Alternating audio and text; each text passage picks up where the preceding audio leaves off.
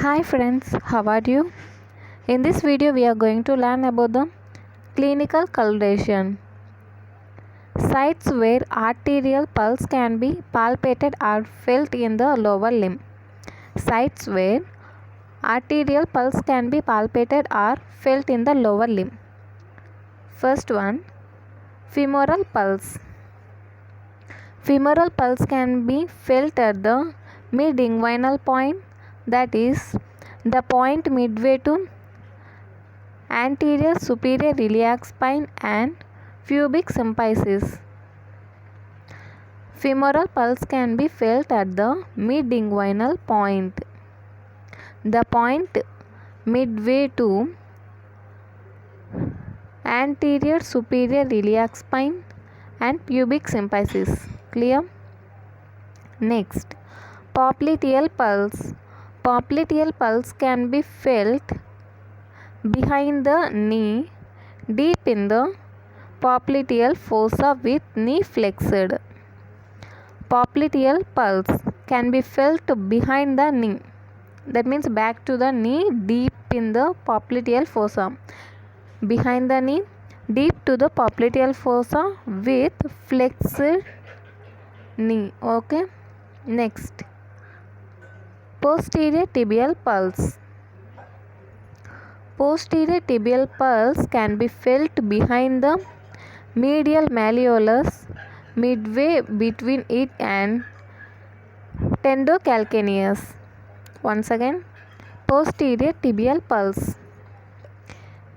Posterior tibial pulse can be felt behind the medial malleolus, midway between the medial malleolus and tendocalcaneus. Behind the medial malleolus, midway between medial malleolus and tendocalcaneus. Okay, palpate the. Next, coming to dorsalis pedis pulse. Dorsalis pedis pulse can be felt on the dorsum of foot, just medial to the tendon of extensor hallucis longus.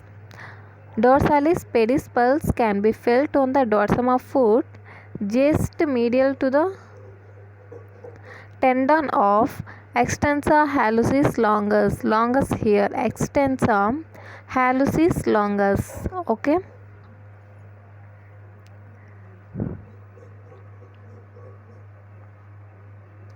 Next here, clinical, that is acute arterial occlusion.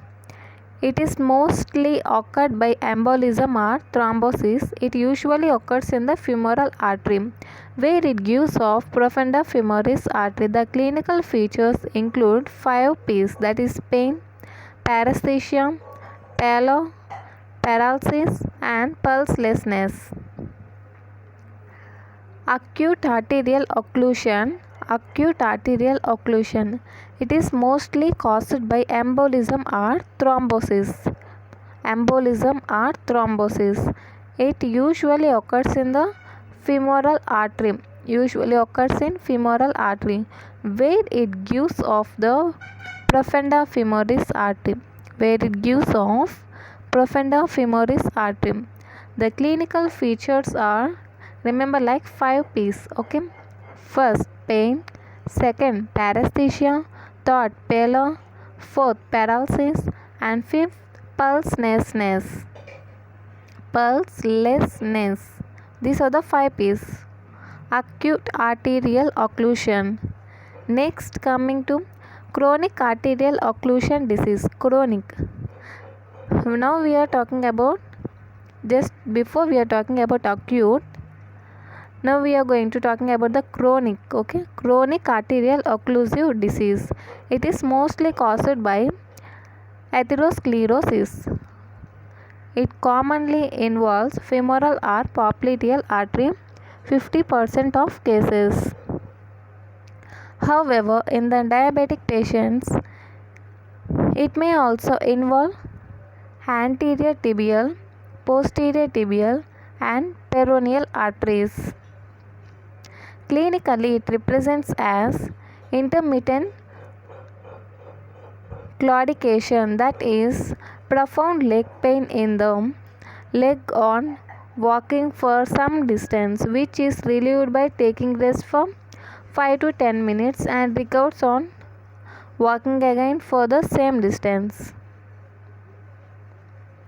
Reoccurs on walking again for same distance. Okay, once again for you. Chronic arterial occlusive disease. It is mostly caused by atherosclerosis. It is mostly caused by the atherosclerosis. It commonly involves femoral or popliteal artery, 50% of cases. However, in the diabetic patients, it may also involve the anterior tibial, posterior tibial and peroneal arteries. Clinically, it represents as intermittent claudication, that is, profound leg pain in the leg on walking for some distance, which is relieved by taking rest for 5 to 10 minutes and reoccurs on walking again for the same distance. This is the chronic arterial occlusive disease. Okay, if you like this video, like, share and subscribe. Thank you.